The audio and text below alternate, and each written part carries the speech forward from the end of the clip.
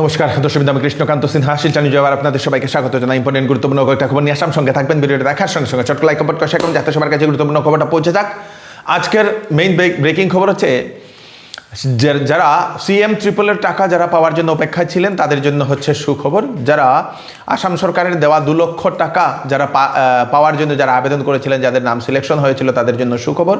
এই 2 লক্ষ টাকার মধ্যে 1 লক্ষ টাকা থাকবে সাবসিডি এবং 1 লক্ষ টাকা থাকবে বিনা ইন্টারেস্টের লোন। এই সিএম ট্রিপলে মুখ্যমন্ত্রী যেটা আত্মনির্ভর আসাম অভিযানের যে টাকাটা, যেটাতে সাধারণ যারা ছেলেমেয়েরা যারা ব্যবসা করতে চাইছে তারাও পাবে 2 লক্ষ টাকা, এবং যারা প্রফেশনালস আছে, কেউ হচ্ছে ডক্টর, ইঞ্জিনিয়ার, এরকম যারা প্রফেশনাল ডিগ্রি যারা নিয়ে যারা ব্যবসা বাণিজ্য করতে চান তারা পাবে 5 লক্ষ টাকা। সেটা দেওয়ার প্রক্রিয়া আগামীকাল থেকে শুরু হবে। 7 ফেব্রুয়ারি থেকে আসামে শুরু হবে। সকালবেলা 11টার সময় গুয়াহাটির জ্যোতি বিষ্ণু আন্তর্জাতিক কলা মন্দিরে খানাপাড়া, যেটা খানাপাড়ার গুয়াহাটিতে, সেটা দেওয়ার প্রথম যেটা সেই প্রক্রিয়া আসামে সেটা শুরু হবে। মুখ্যমন্ত্রী ডক্টর হিমন্ত বিশ্ব শর্মা মহোদয় সেখানে থাকবেন, নিজেই দেবেন। সেখানে কামরূপ এবং কামরূপ মেট্রো দুটা জেলার যারা যুবকরা সেটা পাবেন। কামরূপে 3710 জন এবং কামরূপ মেট্রোতে 1862 জন, মোট দুটা জেলার ছেলেরা, সেই যুবকরা সেই টাকাটা পাবে। জেনারেল ক্যাটাগরিতে 5537 জন, প্রফেশনাল ক্যাটাগরিতে 35 জন পাবেন। প্রফেশনাল ক্যাটাগরি হচ্ছে ইঞ্জিনিয়ারিং, এমবিবিএস, বিডিএস যারা পড়েছেন তারা।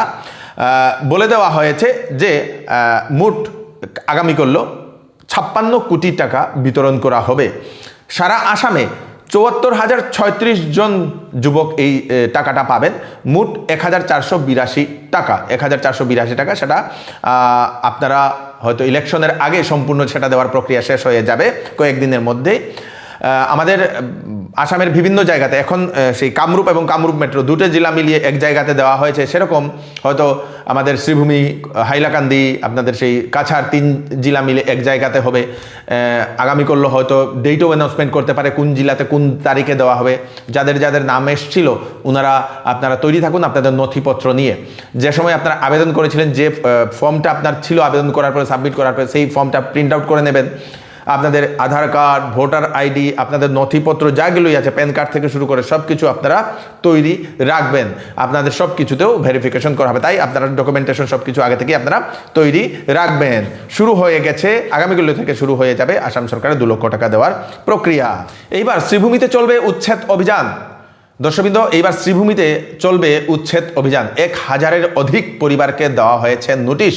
জানা গেছে শ্রীভূমির পাথারকান্দির ইছারপাড়, মাধবপুর, বালিয়া, মধুরবন, ছাগলমুয়া, মাগুরা, যুগিছড়া, চন্দ্রপুর, এই এলাকার যে বনাঞ্চলগুলো যারা দখল করে আছে, যারা বনাঞ্চলগুলো দখল করে বহু বছর ধরে, 30 বছর 40 বছর ধরে যারা বসবাস করে আসছে, ফরেস্টের জমিতে যারা বাড়ি ঘর বানিয়ে নিজের জায়গা বলে যারা আছেন, তাদের জন্য হচ্ছে বিশেষ একটা খবর। এখন বহু মানুষকে নোটিশ দেওয়া হয়েছে, বহু মানুষ ওনারা ঘর বাড়ি ছেড়ে ওনারা চলে যাচ্ছেন সেটা দেখা গেছে, এবং শীঘ্রই সেই শ্রীভূমিতে চলবে উচ্ছেদ অভিযান, নোটিশ দেওয়া হয়ে গেছে। আপনারাও সেই এরিয়ার হলে আপনারা আগে থেকেই আপনারা প্রস্তুত থাকুন। যদি আপনারা সেই ফরেস্টের জমি দখল করে যদি আপনারা আছেন, তাহলে শুধু এখানে নয়, আমাদের আসামের প্রত্যেক জেলায় জেলায় ফরেস্টের জমিতে যারা বাড়িঘর বানিয়ে যারা আছে তাদেরকে উচ্ছেদ করা হবে। মেঘালয়ের কয়লা খনিতে আমাদের জানা গেছে কাছাড় জেলার 6 জন যুবক নিহত হয়েছেন। কয়লা খনিতে হঠাৎ করে বিস্ফোরণ হয়েছিল। কয়লা খনির ভিতরে প্রায় শতাধিক শ্রমিক ছিলেন বলে সেটা জানা গেছে দর্শকবৃন্দ, এবং সেখানে হঠাৎ বিস্ফোরণ ঘটার কারণে বেশ কয়েকজন সেখানে প্রাণ হারিয়েছেন। 16 জনের অধিক প্রাণ হারিয়েছেন বলে সেটা জানা গেছে। তার মধ্যে আমাদের কাছাড় জেলার যুবক আছে 6 জন। আনোয়ার হোসেন, দিলওয়ার হোসেন, 2 জন হচ্ছেন আপনাদের বিহারা 5ম খণ্ডের বাসিন্দা। তারপরে বিহারা আল্টোরপাড়ের বাসিন্দা হচ্ছে ফারুক আহমেদ। তার সঙ্গে সঙ্গে আরও 4 জন আছেন, সেই পুরঞ্জন বৈষ্ণব, নিকুঞ্জ বৈষ্ণব, কৃষ্ণ বৈষ্ণব, আরও 3 জন, মোট 6 জন প্রাণ হারিয়েছেন দর্শকবৃন্দ। অনেক শ্রমিকও আহত হয়েছেন, তার মধ্যে 5 জন, শহীদুর রহমান, রামচন্দ্র বৈষ্ণব, নিমান উদ্দিন, কৃষ্ণধন বৈষ্ণব, বিষ্ণুধন বৈষ্ণব। তাদেরকে শিলচরের মেডিকেল কলেজ এবং হাসপাতালে সেই ট্রিটমেন্টের জন্য, চিকিৎসার জন্য পাঠিয়ে দেওয়া হয়েছে। তার মধ্যে 2 জনের একটু কন্ডিশন খারাপ বলে সেটা জানা গেছে। আসাম সরকারের তরফ থেকে যারা মৃতক তাদের পরিবারকে 5 লক্ষ টাকার দেওয়ারও ঘোষণা করা হয়েছে। ছেলে আমার ফারুক আহমদ পেট্রোল চিন্তায় গেছে মেঘালয়, আজকে যাওয়ার 15 দিন হয়েছে। কালকে সকালে 7টা খবর আইছে কয়লার খনিত আগুন লাগিয়া কুয়ারি আমার ছেলেটা জ্বলি গেছে। ঘটছে এই দুর্ঘটনায় আমার দুইটা ভাতিজা এবং একটা বাইক আহত হয়েছে, দুইটা ভাতিজা মারা গেছে। বাইক নিয়ে স্টান্ট করার কারণে, বাইক নিয়ে রাস্তাতে স্টান্ট করে সামাজিক মাধ্যমে ফটো পোস্ট করার কারণে গ্রেফতার হলো এক যুবক। শ্রীভূমির জানা গেছে রাতাবাড়ি পুলিশ যুবক গ্রেফতার করেছে, আটক করেছে সেই যুবককে। রাতাবাড়ির যুবক বলে সেটা জানা গেছে। বাইক নিয়ে স্টান্ট করা হচ্ছে আপনাদের সেই বেআইনি দর্শকবৃন্দ। তাই আপনারা এরকম আপনাদের ছেলেমেয়েরা যারা বাইক নিয়ে স্টান্ট করছেন তাদেরকে বলে দেবেন আগে থেকেই।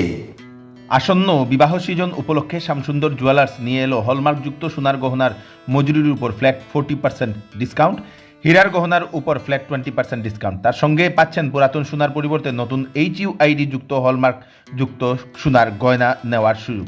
প্রতি রবিবারে কেনাকাটার সুবিধাও আছে, তাই চলে আসুন Shyamsundar jewellers, central road, Silchar. এবার চৌধুরী টেক্সটাইলে বিবাহের কাপড়, ফ্যান্সি কাপড় এবং শীতের কাপড়ের উপর ফ্ল্যাট 20% ডিসকাউন্ট দেওয়া হচ্ছে। সঙ্গে থাকবে বাম্পার অফার। 10 দিনের ভিতরে যে কোনো বিক্রিত মাল যদি পছন্দ না হয় তাহলে ফেরত নিয়ে আপনারা টাকাও নিতে পারবেন। তাড়াতাড়ি চলে আসুন চৌধুরী টেক্সটাইল, ফাটক বাজার, গলি নম্বর 2, শিলচর সদর থানার নিকটে। বিশিষ্ট সমাজসেবী তথা ব্যবসায়ী বিবেক পোদ্দারকে বদনাম করা হচ্ছে। উনি রাজনীতিতে দাঁড়িয়েছেন বলে উনার নাম খারাপ করার জন্য দুষ্ট চক্র উনারা চেষ্টা চালাচ্ছেন। বিবেক পোদ্দারের উপর যেগুলো অভিযোগ করা হয়েছিল জমি জবরদখলের, সব কিছু ভিত্তিহীন বলে উনি এরকমই আজকে স্পষ্টীকরণ দিয়েছেন সাংবাদিক সম্মেলন ডেকে। বিবেক পোদ্দার মহাশয় উনি বিজেপিতে এইবার সেই প্রতিদ্বন্দ্বিতা করার জন্য উনি উনার সেই বায়োডাটা বিজেপি পার্টিকে উনি জমা করেছেন এবং তার মধ্যেই গতকালকে বিভিন্ন নিউজ পোর্টালে বা নিউজ পোর্টালগুলোতে বাজানো হয়েছিল, সেই চালানো হয়েছিল একটি নিউজ যে বিবেক পোদ্দার মহাশয় নাকি একটি জায়গা, ওনার বাড়ির সামনে জায়গা, সেটা দখল করেছেন বলে। অবশেষে বিবেক পোদ্দার মহোদয় উনি স্পষ্টীকরণ দিয়েছেন সমস্ত কিছু ভিত্তিহীন এবং সেটা পলিটিক্যালি রাজনীতিকে দিয়েটা ওনার যে পিকচারটা, ছবিটা, সেটা খারাপ করার জন্য উদ্দেশ্য প্রণোদিত সেই খবরগুলো ছড়ানোর চেষ্টা করা হচ্ছে এবং সম্পূর্ণ কিছু ভিত্তিহীন এবং উনি তার জন্য আইনীয় ব্যবস্থা নেবেন বলে উনি সেটা জানিয়েছেন। উনি কি বলছেন সেটা আপনারা একবার শুনে নিন। নমস্কার। গতকাল আমি দেখলাম কিছু পোর্টালে একটা নিউজ যে বিবেক পোদ্দার টিকিটের প্রত্যাশী এবং কোনো জমির নিয়ে একটা কন্ট্রোভার্সি। আমি সবাইকে এই কথা বলতে চাই যে ঠাকুরের আশীর্বাদে এবং আপনাদের ভালোবাসা পেয়ে আজকে বিবেক পোদ্দার সমাজে যেখানে দাঁড়িয়ে আছে সেখানে অন্য কারোর জমির দিকে চোখ দিতে হবে সেটার প্রয়োজন নেই। আপনারা সবাই এটা ভালো করে জানেন। এখন আজকে আমি বিজেপির টিকিটের দাবিদার এবং চারদিক থেকে যেভাবে মানুষের উৎসাহ, ভালোবাসা এবং আশীর্বাদ পাচ্ছি, হয়তো এটাই কিছু লোকের জন্যে একটা অসুবিধার কারণ হতে পারে।